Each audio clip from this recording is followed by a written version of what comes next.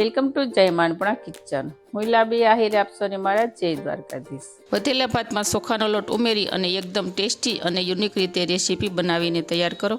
આ રેસીપી એટલી ઇઝી છે કે તમે જો પહેલી વાર બનાવશો ને તો પણ પરફેક્ટ જ બનશે. તો વિડીયો શરૂ કરતા પહેલાં મારી તમને નિવેદન છે કે હજી સુધી તમે મારી ચેનલને સબસ્ક્રાઈબ ન કરી તો પ્લીઝ જય માનપણા કિચનને સબસ્ક્રાઈબ કરી દેજો. વિડીયોને એક લાઈક જરૂર કરજો અને બાજુમાં રહેલી ઘંટડી દબાવી દેશો જેથી મારી નવી રેસીપીના વિડીયોની નોટિફિકેશન આપ સુધી પહેલાં પહોંચે. તો ચાલો હવે આપણે રેસીપી બનાવવાનું સ્ટાર્ટ કરીશું. તો અહીંયા મારે 1 વાટકી જેટલા ભાત વધેલા છે તેની અંદર મેં ચોખાનો લોટ 3 ચમચી જેટલો એડ કર્યો છે. તેને હવે આપણે સરસ રીતે મિક્સ કરી દઈશું. તો ફ્રેન્ડ, વધેલા ભાત હશે ને આપણે બપોરે દાળ ભાત બનાવ્યા હોય ને તો તેની અલગ અલગ રીતે તેની આપણે રેસીપી બનાવી શકીએ. કેમ કે આપણે ભજીયા બને, આના મુઠિયા બને, વઘારેલા ભાત બનાવીએ અથવા તો તેને આપણે દૂધ પાક પણ બનાવી શકીએ. આ રીતે અલગ અલગ રીતે આપણે ભાતમાંથી બનાવીને ખાઈ શકીએ છીએ. જો તમે સાંજે દાળ ભાત બનાવતા હોય ને તો તેનો યુઝ બીજે દિવસે સવારે નહીં કરો, કારણ કે તેમાં બેક્ટેરિયા રહેવાની શક્યતા રહે છે. એટલે બીજે દિવસે તેનો યુઝ નહીં કરવાનો. વધીને આને આપણે 5 થી 6 કલાક સુધીમાં તેનો યુઝ કરી નાખવાનો. તો અત્યારે આપણે ચોખાનો લોટ મિક્સ કરી નાખ્યો છે. હવે આપણે આને એક બાઉલમાં એડ કરી દઈશું. ચોખા મેં બાસમતીના ભાત લીધા છે, લાંબા આવે છે તે.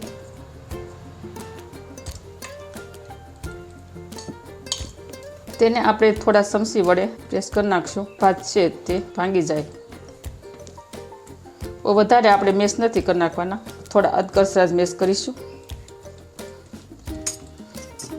તો જો અહીંયા આપણે ભાતને અધકચરા મેશ કરી નાખ્યા છે અને આપણે ચોખાનો લોટ એડ કર્યો છે એટલે બાઇન્ડિંગ પણ સરસ આવ્યું છે. જો એકદમ છૂટું છૂટું નથી ભાત.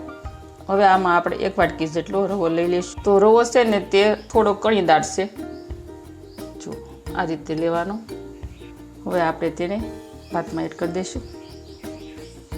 જેટલા આપણે ભાત લીધા છે ને એટલો જ તેની સામે આપણે રવો લઈ લઈશું. ત્યારબાદ મેં લીધા છે અહીંયા 1 વાટકી જેટલા લીલા વટાણા. તેને મેં આ રીતે ચોપર મશીનમાં ચોપ કરી નાખ્યા હતા. જો આ રીતે તેને આપણે એડ કરી દઈશું.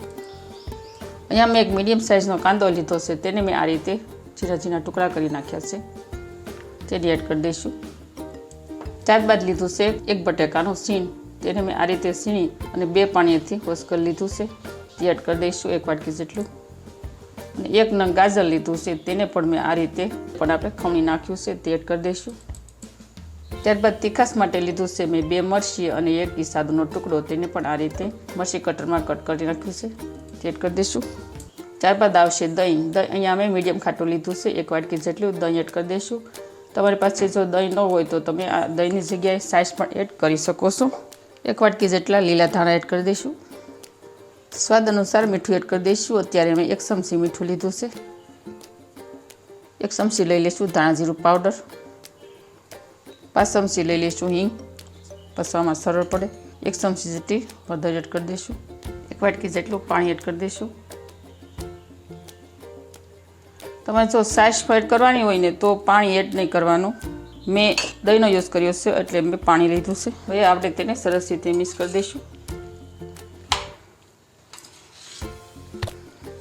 આ નાસ્તો આપણને સાંજના સમયે નાની નાની ભૂખ લાગે ને તો આપણે તેને ફટાફટ આ રીતે બનાવી શકીએ છીએ. અને આ રેસીપી પણ નાના મોટાની બધાની ખૂબ પ્રિય બનશે. અત્યારે આપણું બેટર છે તે થોડું વધારે હાર્ડ છે એટલે હું ફરીથી આની અંદર 1 વાટકી જેટલું પાણી એડ કરું છું. મિક્સ કરી દઈશું. આ રેસીપી એટલી ઇઝી બનીને તૈયાર થશે કે તમે જો પહેલી વાર બનાવતા હશો ને તો પણ પરફેક્ટ જ બનશે. તો અત્યારે આપણે બધા જ ઇન્ગ્રેડિયન્ટ્સને સરસ રીતે મિક્સ કરી નાખ્યા છે. હવે આને આપણે 20 મિનિટ સુધી રેસ્ટ આપી દઈશું, જેથી આપણે રવો નાખ્યો છે તે સરસ રીતે ફૂલી જાય. એટલા માટે ઢાંકણ ઢાંકી દઈશું. તો 10 મિનિટ બાદ આપણે ઢાંકણ ખોલી અને જોઈ લઈશું. જુઓ, રવો છે તે સરસ મજાનો ફૂલી ગયો છે. મજાનું બેટર તૈયાર થઈ ગયું છે. કલર પણ બહુ સરસ આવ્યો છે. હવે આપણે 1 ચમચી જેટલો સોડાખર લઈ લઈશું. જે આપણે ભજીયામાં સોડાખર એડ કરીએ છીએ ને તે અત્યારે મેં લીધો છે. આની જગ્યાએ તમે ઈનો પણ લઈ શકો છો. સોડાખરને એક્ટિવ કરવા માટે આપણે અડધું લીંબુ એડ કરી દઈશું. સરસ ફૂલી જાય. ફરીથી થોડું પાણી એડ કરી દઈશું. મિક્સ કરી દઈશું. હું તમને આ રેસીપીમાં કેવી રીતનું બેટર રાખવાનું છે તેવું તમને પરફેક્ટ રીતે બતાવીશ. તો જો બેટરની થિકનેસ છે ને આપણે આ રીતની રાખીશું. જો તમે જોઈ શકો છો. જેવું આપણે ઢોકળા માટેનું બેટર તૈયાર કરીએ ને એટલી જ થિકનેસ આમાં રાખવાની. તો અહીંયા આપણું સરસ મજાનું પરફેક્ટલી બેટર થઈ ગયું છે તૈયાર. હવે આપણે આગળની પ્રોસેસ કરીશું. તો આપણે આ નાસ્તો સ્ટીમર કુકરમાં બનાવવાનો છે, એટલે મેં સ્ટીમર કુકરની 2 ડીશ લીધી છે. તમારે જો સ્ટીમર કુકરમાં ન બનાવવો હોય ને તો તમારે ગમે તે પગથા વાસણમાં ગરમ પાણી મેકી અને તેમાં પણ તમે થાળીમાં બનાવી શકો છો. મારી પાસે એવી રીતનું મોટું કોઈ સેટ થાય ને એવું પગથું વાસણ ન હતું ને, એટલે હું સ્ટીમર કુકરમાં બનાવું છું. તેમાં આપણે ઓઇલ ગ્રીસ કરી લઈશું, આખી થાળીમાં ફેલાવી દઈશું, જેથી આપણો નાસ્તો છે ને તે ઇઝીલી રીતે ઉખડી જાય. હવે આપણે બેટર એડ કરી દઈએ. તો હું આમાં ડીશમાં બેટર પાથરું છું, એટલે તમને ખબર તો પડી ગઈ હશે કે આપણે કઈ રેસીપી બનાવવાની છે. તો આજની આપણી રેસીપી છે વધેલા ભાતના ઢોકળા. ઉપરથી આપણે કાશ્મીરી લાલ મરચું સ્પ્રિંકલ કરી લઈશું, તેનાથી કલર સરસ આવે અને દેખાવ પણ બહુ સરસ આવે. હવે જાશું ગેસ તરફ. સ્ટીમર કુકરમાં મેં પાણી ગરમ પહેલેથી કરી નાખ્યું હતું અને તેમાં મેં અડધું લીંબુ એડ કર્યું છે. જો પાણી પણ સરસ રીતે ઉકળી ગયું છે. હવે આપણે કુકરમાં ડીશ મૂકી દઈશું.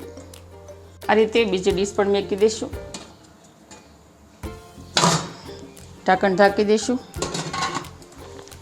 હવે આને આપણે 15 મિનિટ સુધી કૂક થવા માટે રાખી દઈશું. તો 15 મિનિટ બાદ આપણે ઢાંકણ ખોલીએ અને જોઈ લઈશું.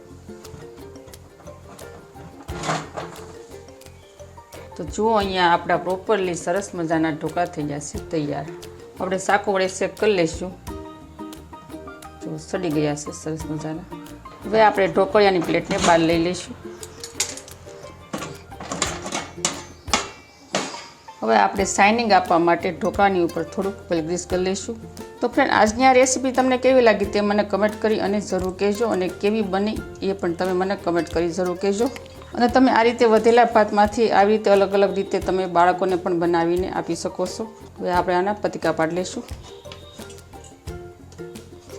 તો આવી જ નવી રેસીપીઓ શીખવા માટે જય મા અન્નપૂર્ણા કિચનને સબસ્ક્રાઈબ કરી દેજો. વિડીયોને એક લાઈક જરૂર કરજો. ફ્રેન્ડ અને ફેમિલીમાં વધુને વધુ શેર કરજો. તો જુઓ, અહીંયા આપણે એકદમ સરસ મજાના ભાતના ઢોકળા બનીને થઈ ગયા છે તૈયાર. એકદમ સોફ્ટ અને એકદમ નરમ ઢોકળા બહુ સરસ મજાના બન્યા છે. અંદરથી બિલકુલ કાચા નથી. તો અહીંયા તૈયાર છે આપણા સોફ્ટ અને પોચારો જેવા વધેલા ભાતના ઢોકળા. અને તમે તેલ સાથે અથવા ગ્રીન ચટણી સાથે, સોસ સાથે, કોઈ પણની સાથે ખાઈ શકો. બહુ સરસ ટેસ્ટી લાગે. તો આવજો, ફરી મળીશું આવી જ નવી રેસીપીઓ સાથે. ત્યાં સુધી થેન્ક યુ. જય દ્વારકાથી, જય સિયારામ, ધન્યવાદ.